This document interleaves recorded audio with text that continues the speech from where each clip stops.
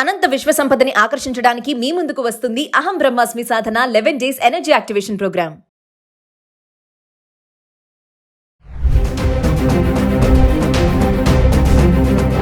నమస్కారం, నేను మీ అడ్వకేట్ సంగీత. కడప జిల్లాలోని గండికోట దగ్గర జరిగిన వైష్ణవి మర్డర్ కేసు అనేది అనేక అనుమానాలు, ఎంతో మందిని అనుమానిస్తూ కూడా పోలీసులు ఎంక్వైరీ పదంలో నడవడం జరిగింది. చాలా మందిని ఎంక్వైరీ చేశారు.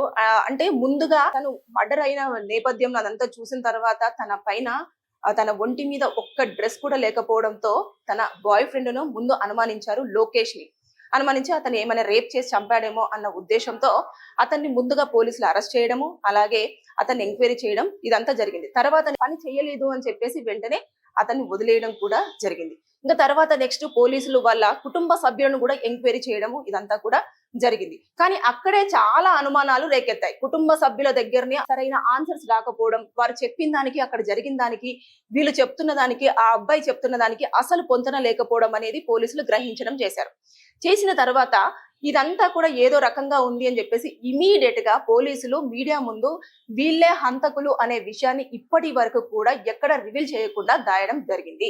దాదాపుగా వైష్ణవి చనిపోయి కూడా 8 రోజులు అవుతుంది. ఇప్పటి వరకు కూడా ఈ వైష్ణవి వీళ్ళ వల్లనే చనిపోయింది అన్న ఒక రీజన్ ని కూడా చూపించింది లేదు పోలీసులు. కానీ కాసేపటి క్రితము వారు హంతకులు ఎవరో మొత్తం పూర్తి స్థాయిలో దర్యాప్తు చేసి హంతకులు ఎవరో అనేది కూడా వారి దగ్గర మొత్తం ఇన్ఫర్మేషన్ తో సహా ఉంది. కాసేపట్లో మీడియా ముందు కూడా రాబోతున్నారు. ఈ విషయాన్ని ఒక్కసారి మనము వైష్ణవి కేసులో ఏం జరిగింది అనేది మొదటి నుంచి మనము ఒక్కసారి విషయాన్నంతా కూడా తెలుసుకునే ప్రయత్నం చేస్తే, వైష్ణవి కాలేజీకి వెళ్ళేటప్పుడు ఉదయం 8 గంటలకి ఇంట్లో నుంచి స్టార్ట్ అయ్యే ముందు లోకేష్ కి ఫోన్ చేసి నేను కాలేజీకి స్టార్ట్ అవుతున్నాను అని చెప్పడం జరిగింది. అంటే తన బాయ్ ఫ్రెండ్ కాబట్టి వద్దు నేనే వస్తాను, నేను కాలేజీకి తీసుకెళ్తాను అని చెప్పేసి ఆ అబ్బాయి వైష్ణవి దగ్గరికి రావడం, కాలేజీకి తీసుకెళ్లడం. అక్కడికి వెళ్ళిన తర్వాత సరే నేను క్లాసెస్ కి రాను, నేను బయటకు వెళ్తాను లోకేష్ తో అని చెప్పేసి తన బాయ్ ఫ్రెండ్ తో ఆ అమ్మాయి 8:30 కాలేజ్ దగ్గర నుంచి వేరే చోటుకు వెళ్ళడం జరిగింది. ఆ గండికోట చుట్టూ ఉన్న ఒక హోటల్ రూమ్ కి వెళ్ళడం జరిగింది. వెళ్ళిన తర్వాత అక్కడ దాదాపుగా వారు ఇద్దరు కూడా 2 గంటల పాటు టైం స్పెండ్ చేయడం జరిగింది. అంటే మరి ఏంటి మన విషయాలు ఇంట్లో తెలుస్తున్నాయి, గొడవలు అవుతున్నాయి, ఇంకా ఇలాంటివన్నీ మాట్లాడుకున్నారు అనే వార్తల్ని మనం ఎక్కువగా వినిపించింది. దాని తర్వాత నెక్స్ట్ 2 గంటల తర్వాత వారు మా అన్నయ్య వాళ్ళు నన్ను వెతుకుతూ ఉంటారు, మా ఇంట్లో కూడా ఈ విషయం తెలిసిపోయి ఉంటది అని చెప్పేసి చెప్పడం జరిగింది. ఈ లోపు వాళ్ళ అమ్మ వైష్ణవి కాలేజీకి వెళ్ళింది, కాలేజీకి వెళ్ళిందో లేదో తెలీదు, ఎందుకంటే లోకేష్ ని మనం ప్రేమించొద్దు అని చెప్పినా కూడా ప్రేమించడం చేస్తూనే ఉంది, అతనితో తిరగొద్దన్నా కూడా తిరుగుతూనే ఉంది, మన మాట అసలు వినడం లేదు అని చెప్పేసి వాళ్ళ అమ్మ ఎవరైతే వైష్ణవి ఉందో వైష్ణవి వాళ్ళ పెద్దనాన్న కొడుకు సురేంద్రకి చెప్పడం జరిగింది. సురేంద్ర వెంటనే మరి ఒకసారి మరి మన పరువు అంతా పోతూ ఉంటుంది, ఆడితో తిరగొద్దన్నా కూడా తిరుగుతుంది అని చెప్పేసి కాలేజ్ దగ్గరికి వెళ్ళాడు. కాలేజ్ దగ్గరికి వెళ్ళి వైష్ణవి ఉందా లేదా అని చెప్పేసి వాళ్ళ క్లాస్మేట్ అడిగితే లేదన్నయ్య ఇప్పుడే బయటకు వెళ్ళడం జరిగింది, లోకేష్ వచ్చి తీసుకెళ్లాడు అని చెప్పేసి ఫ్రెండ్స్ చెప్పారు. చెప్పగానే సురేంద్ర ఏం చేశాడంటే ఆ గండికోట చుట్టూ మొత్తం కూడా ఆయన ఇక్కడ వీళ్ళు టైం స్పెండ్ చేసినంత సేపు కూడా ఆయన మొత్తం అంతా అక్కడ రిక్కి చేశారు. వైష్ణవి దొరుకుతుందా లేదా, వాళ్ళిద్దరు దొరుకుతా ఖచ్చితంగా లోకేష్ ని కొట్టేసి ఆ అమ్మాయిని ఇంటికి తీసుకొద్దాము అని చెప్పేసి అన్న నేపథ్యంలోనే మొత్తం సురేంద్ర గట్టిగా తిరగడం జరిగింది. అయినా కూడా వైష్ణవి అండ్ లోకేష్ అక్కడ కనిపించకపోవడంతో ఇమీడియట్ గా వైష్ణవి వాళ్ళ బ్రదర్స్ ఎవరైతే ఉన్నారో కొండయ్య అలాగే బ్రహ్మయ్య వాళ్ళిద్దరికి కూడా ఫోన్ చేసి ఇది మన పరువు తీసేస్తుంది, ఇది అతనితోటే బయటకు వెళ్ళిందంట, ఇది ఏదేదో పిచ్చి పిచ్చి పనులు చేస్తా ఉంది, మన పరువు అంతా తీసే ప్రయత్నం చేస్తుంది, మనం ఎన్నిసార్లు కూడా కలవద్దు అన్న కూడా తనతో కలవడం కానీ తిరగడం కానీ చేస్తుంది, ఇలా చేస్తే మనం ఆడపిల్లను అదుపులో పెట్టుకోలేదు అని చెప్పేసి అందరూ మనల్ని వేలెత్తి చూపిస్తారు, కాబట్టి ఇంకా ఏదో ఒకటి చేసేద్దాం, మనకు పరువు చాలా ఇంపార్టెంట్, ఇంకా మీరు ఏం చేస్తారో చెయ్యండి, ఇంకా మనకు ఆ మనిషి లేకపోయినా కుటుంబంలో లేకపోయినా మంచిదే అని చెప్పేసి చెప్పడం జరిగింది. ఇప్పటికే వాళ్ళు ఆవేశంగా ఉన్నారు.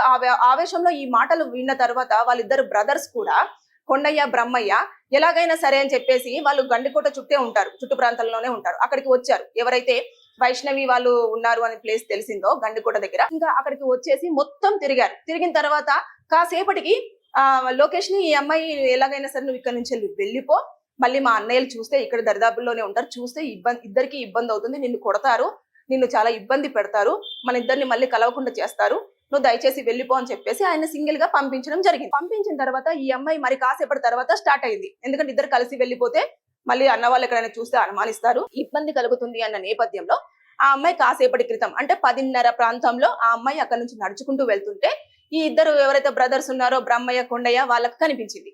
అదేంటమ్మా ఇక్కడ నడుచుకుంటూ వెళ్ళిపోతున్నావు, ఇక్కడికి ఎలా వచ్చావు, ఎందుకు వచ్చావు అని అంటే ఏం లేదన్నయ్య, నేను ఈ ఊరికేనే వచ్చాను అని చెప్పారు అని చెప్పేసి అంటున్నారు. అన్న తర్వాత ఎందుకు ఆ లోకేష్ తో తిరుగుతున్నావు, సురేంద్ర అన్న ఫోన్ చేశాడు, ఇలా చెప్పాడు, మనకు పరువు తీసే పనులు ఎందుకు చేస్తున్నావు, వాడు మంచోడు కాదు కదా అని ఒకసారి మనము ఇంట్లో కూడా అంటే లేదనే నాకు అతను అంటే చాలా ఇష్టం, చాలా మంచోడు అని చెప్పగానే సరే మనం మాట్లాడుకుందామని ఆ గండికోట దగ్గర ఉన్న ఒక ఆలయం దగ్గరికి తీసుకుని వెళ్ళి మనం మాట్లాడుకుందాము, నీకు ఇష్టమైతే నేను ఇంట్లో ఒప్పించే ప్రయత్నం చేస్తాను, మేము ఎట్లనైనా మాట్లాడతాము అని చెప్పేసి ఆమెను నమ్మించి ఆ టెంపుల్ దగ్గరికి తీసుకెళ్లిన తర్వాత వీళ్ళు ఏం చేస్తున్నారంటే ఈమెను అతన్ని వదిలించేలాగా అంటే వదిలేసి ఇంకా ఈమె లైఫ్ లీడ్ చేసేలాగా, ఇంకా అతను చాలా దొంగ, మంచోడు కాదు, తాగుబోతు, తిరుగుబోతు, ఇలాంటి అలవాట్లు ఉన్నాయి, అలాంటి అలవాట్లు ఉన్నాయి అని చెప్పేసి ఆవిడకు ఏదో మాటలు చెప్పే ప్రయత్నంలో ఎప్పుడైనా సరే లవర్స్ అంటే ఒక ప్రేమలో ఉన్న వ్యక్తికి తను ప్రేమిస్తున్న వ్యక్తి పైన ఏం చెప్పినా సరే ఆ టైంలో వాళ్ళు రిసీవ్ చేసుకునడానికి సిద్ధంగా ఉండరు. అలాంటి టైంలో అతను చెడ్డోడు అంటున్న టైంలో ఆవిడ రివర్స్ అయ్యింది అన్నలకి. నాకు అవసరం లేదు, నేను చేసుకుంటే అతన్నే పెళ్లి చేసుకుంటాను, నాకు అతనంటే ఇష్టం అనగానే వాళ్ళకు కోపం ఎక్కువైపోయింది. ఇంకా ఎక్కువైపోయి ఎలాగైనా సరే అని చెప్పేసి కడుపులో గట్టిగా కాలుతో తన్నగానే ఎంత చేసి చంపేశాడు. అంటే ఊపిరి ఆగడక చనిపోయిన తర్వాత అయ్యో చనిపోయిందని చెప్పేసి వెంటనే ఇమీడియట్ గా ఆవిడని తీసుకెళ్లి ఆ చెట్ల పొదల్లో పడేయడం జరిగింది. కానీ పడేసే ముందు ఏం చేశారు అంటే ఒంటి మీద ఒక్క క్లాత్ కూడా లేకుండా చేశారు. రీజన్ ఏంటనంటే తిను ఆల్రెడీ లవర్ తో బయటకు వచ్చింది కదా లోకేష్ తో, ఈ కేసు అంతా కూడా లోకేష్ మీదకి టర్న్ చేస్తే మా పరువు బాగుంటుంది, అలాగే అమ్మాయిని లోకేష్ చంపాడు అన్న నేరంతో పోలీస్ స్టేషన్ లో వాళ్ళు అరెస్ట్ చేసి జైలుకు పంపిస్తారు అన్న నేపథ్యంలో ఇద్దరిని టార్గెట్ చేస్తూ ఈ ఇన్సిడెంట్ అనేది జరిగింది. అంటే పరువు కోసం ఇక్కడ హత్య చేయడం అనేది జరిగింది, చాలా క్లియర్ గా అర్థమైంది. కానీ ఇది అన్ని రకాలుగా అన్ని కోణాల నుంచి పోలీసులు దర్యాప్తు చేస్తుంటే ప్రతిదీ మ్యాచ్ అవుతుంది, కానీ ఎలా దీన్ని సాల్వ్ చేయాలని తెలియదు. ఎందుకంటే మీడియాలో ముందుగా ఎప్పుడైతే లోకేష్ అని చెప్పేసి ఒక 1 డే మొత్తం కూడా లోకేష్ తీసుకెళ్లాడు, వాళ్ళ ఫ్రెండ్స్ తో రేప్ చేసి చంపించేశాడు, అందుకనే ఆ అమ్మాయి బట్టలు లేకుండా అలా పొదల్లో పడిపోయి ఉన్నది, ఇంత దారుణంగా చంపేశాడు, అతన్ని ఉరి తీయాలి, ఎన్కౌంటర్ చేయాలి, ఇలాంటి వార్తలన్నీ కూడా గుప్పుమని లెగిసిన వెంటనే పోలీసులు వచ్చి ఇప్పుడు ఈ వాదన కాదు ఇది అని చెప్పేసి అంటే పోలీసులు ఏదో మతలబ్ చేశారు, అందుకోసం అని చెప్పేసి ఈ కేసుని ఏటో దారి మళ్లిస్తున్నారు, కావాలని కుటుంబ సభ్యులను ఇరికిస్తున్నారు అన్న ఇలాంటివన్నీ వస్తాయి అన్న కారణంతో వాళ్ళు ఏం చేశారంటే టైం తీసుకున్నా మంచిదే, కానీ ఎందుకంటే అక్కడ రేప్ జరగలేదు అని చెప్పేసి పోలీసులకు నిర్ధారణ అయిపోయింది, అలాగే అక్కడ లోకేష్ చంపలేదు అని చెప్పేసి కూడా నిర్ధారణ అయిపోయింది. ఎందుకంటే లోకేష్ ఒకటే బయటకు వచ్చే ఏదైతే సింగిల్ గా వస్తున్నాడో ఆ టైం డ్యూరేషన్ కూడా చూశారు, వైష్ణవి ఎక్కడ ఉందో అని అంట. ఈ పోలీసులు ఎప్పుడూ కూడా చూసేది ఏంటంటే ఫోన్ సిగ్నల్స్, ఈ ఫోన్ సిగ్నల్స్ ఎక్కడెక్కడ ఉన్నాయో అనేది మొత్తం చూసేస్తే వైష్ణవి, బ్రహ్మయ్య, కొండయ్య ఉన్న లొకేషన్ దగ్గరనేమో వీళ్ళ ముగ్గురు ఉన్నాయి, లోకేష్ ఏదైతే ఉందో లోకేష్ ది వేరే ప్లేస్ లో ఉంది, అంటే లోకేష్ ఆ టైంలో ఇక్కడ లేడు, అదొక కన్ఫర్మేషన్.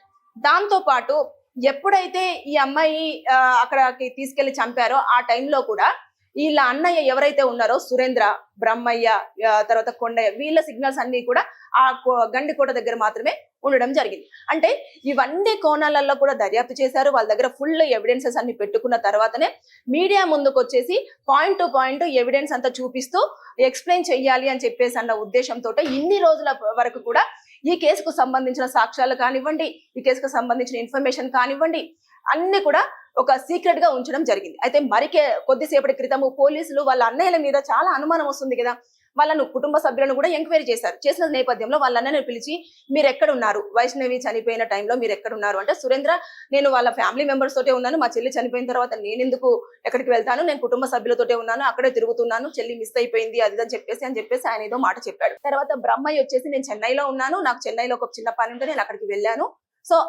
నేను ఇక్కడ లేను అని చెప్పేసి అన్నాడు. ఇంకొకతను వచ్చేసి కొండయ్య వచ్చేసేమో నేను అసలు వేరే ప్రాంతంలో నేను ఉన్నదా, నాకు ఫోన్ వస్తే నేను వచ్చేసి మా చెల్లి కోసం నేను వెతకడం చేశాను, నాకు అసలు ఈ విషయంలో ఏమీ తెలియదు, ఇక్కడికి వచ్చిన తర్వాత తెలిసింది అన్న లెవెల్లో ఆయన మాట్లాడారు. కానీ అక్కడ చూసుకుంటే ఫోన్ సిగ్నల్స్ అన్ని అక్కడే ఉన్నాయి, వీళ్ళు చెప్పిన దానికి మాత్రం ఎలాంటి పొంతన లేదు. మళ్ళీ తర్వాత ఎవరైతే బ్రహ్మయ్య చెప్పారో ఆయన ఊర్లోనే ఉన్నాడు, దానికి సంబంధించిన ఎవిడెన్స్ కూడా పోలీసుల దగ్గర ఉన్నది. అంటే అన్ని కోణాల నుంచి అన్ని యాంగిల్స్ నుంచి కూడా కార్నర్ అవుతున్నది ఎవరంటే ఆ బ్రదర్సే, ఎవరైతే సురేంద్ర, బ్రహ్మయ్య, కొండయ్య ఉన్నారో వీళ్ళే. దీనికి తోడు వాళ్ళ స్వంత తల్లి కుటుంబంలో ఉన్న పరువంతా తీసేస్తుంది, వాడిని లవ్ చెయ్యొద్దు, మన పరువు తీయొద్దు, నువ్వు ఒక్కగాని ఒక ఆడపిల్లవి, మేము చెప్పిన తను పెళ్లి చేసుకోవాలని తల్లిదండ్రులు చెప్తున్న మాటను కూడా వినట్లేదు అన్న ఉద్దేశంతో వారు ఎక్కడో ఉంటున్న ఊరు నుంచి కూడా అతనికి దూరంగా వచ్చేసి ఇక్కడ అమ్మాయిని కలవనివ్వకుండా వారితో మాట్లాడనివ్వకుండా చేయాలి అని ఉంటే మళ్ళీ కలుస్తుంది అన్న కోపంతో ఇంకా కూతురికి చంపేసిన విషయం తల్లికి తెలిసినప్పటికీ కూడా కొన్ని సందర్భాలలో ఆవిడ మౌనంగానే ఉంది అని చెప్పేసి మనకు వార్తలు వినిపించినాయి. ఏదేమైనా సరే కానీ ఈ కేసులో మాత్రం అన్ని యాంగిల్స్ లలో నుంచి బ్రదరే టార్గెట్ గా కనిపిస్తున్నారు. బ్రదర్స్ వాళ్ళే ఉన్నారు. సీన్ క్రియేట్ చేసేసి ఈ కేసు అంతా కూడా లోకేష్ మీదకి టర్న్ చేసే విధంగా అన్ని ప్లాన్ చేశారు. కానీ పోలీసులు అక్కడికి వచ్చి మొత్తం సంఘటన స్థలాన్ని చూసిన తర్వాత ఎవరైతే ఎస్పీ అశోక్ గారు ఉన్నారో ఆ రోజే ఆయన కన్ఫర్మేషన్ కి వచ్చాడు. ఎందుకంటే వారు ఎన్నో కేసులు డీల్ చేస్తూ ఉంటారు, ఎన్నో కేసులు చూస్తూ ఉంటారు. చూసిన నేపథ్యంలో అక్కడ ఉన్న సిచ్యువేషన్స్ కి వీళ్ళు చెప్తున్న దానికి, తల్లిదండ్రులు మాట్లాడుతున్న దానికి, లోకేష్ మాట్లాడుతున్న దానికి ఎక్కడా కూడా సింక్ అవ్వట్లేదు. సో ఇక్కడ ఏదో సస్పెక్టెడ్ గా ఉంది, అందుకోసం అని చెప్పి ఏదో జరిగింది. తల్లిదండ్రుల వైపు నుంచి అలా పోలీసులు ఎంక్వైరీ స్టార్ట్ చేశారు. అలాగే లోకేష్ వైపు నుంచి లవర్ లోకేష్ వైపు నుంచి కూడా ఎంక్వైరీ స్టార్ట్ చేశారు. స్టార్ట్ చేసిన తర్వాత దాదాపుగా 8 రోజుల తర్వాత మొత్తం పూర్తి ఎవిడెన్సెస్ తో సహా ఎవరు చంపారు అనేది క్లారిటీకి వచ్చింది. కాబట్టి ఈ రోజు కన్ఫర్మేషన్ గా ఒక మాటను కూడా రిలీజ్ చేయడం జరిగింది. ఎవరైతే పోలీస్ అధికారులు ఉన్నారో వారు వారి సొంత అన్నలే ఈ పని చేశారు అనే ఒక వార్త కూడా మనకు న్యూస్ ఛానల్లో రావడం జరుగుతుంది. ఇంకా అధికారికంగా కూడా మరి కాసేపట్లో ప్రకటన చేయబోతున్నారు. ఏదేమైనా సరే వైష్ణవిని జస్ట్ కేవలం తనకు నచ్చిన అబ్బాయిని పెళ్లి చేసుకుంటానంటే పరువు పోతుంది అన్న ఉద్దేశంతో కుటుంబ సభ్యులందరూ కలిసి ఆవిడని చంపడం జరిగింది. ఫైనల్ గా పోలీసులంతా డిక్లేర్ చేసిన కేసు ఇది. ఏదేమైనా సరే కానీ ఒక అమాయకురాల్ని మాత్రం ఊరికే పరువు కోసం నచ్చిన అబ్బాయిని చేసుకోవద్దని చెప్పేసి చంపడం అనేది చాలా బాధాకరమైన విషయం. ఇంకా పోలీసులు వాళ్ళని ప్రెస్ మీట్ పెట్టేసి మొత్తం ఎవిడెన్సెస్ అన్ని కూడా చాలా క్లియర్ గా point to point, pin to pin explain చేసి వారి దగ్గర ఎలాంటి ఎవిడెన్సెస్ ఉన్నాయి, ఏమున్నాయి, ఎవరెవరు ఎక్కడ ఉన్నారు, ఎవరెవరు వైష్ణవి చనిపోయినప్పుడు ఏ ప్లేస్ లో ఉన్నారు అనేది పూర్తి స్థాయిలో ఈ 8 రోజుల పాటు వారు ఎంక్వైరీ చేసి వాళ్ళు కలెక్ట్ చేసిన డేటా ప్రకారంగా మీడియా ముందు ప్రజెంట్ చేయడానికి అన్ని ఏర్పాట్లు చేసుకున్నారు. మరి కాసేపట్లో కూడా మీడియా ముందు వాళ్ళు ఎక్స్ప్లెయిన్ చేస్తారు. దాంతో దోషులు ఎవరు అనేది ఆటోమేటిక్ గా మనకే అర్థమవుతుంది. నిందితులను అరెస్ట్ చేయాలని చెప్పేసి ఎంతమంది డిమాండ్ చేస్తున్నారో వారు మరి కాసేపట్లో నిందితులను మన ముందు మన పోలీసులందరూ కూడా ప్రవేశపెట్టబోతున్నారు. ఏదేమైనా సరే స్వంత చెల్లి అని చూడకుండా కూడా పరువు కోసం హత్య చేయడం అనేది చాలా బాధాకరమైన విషయం. Thank you.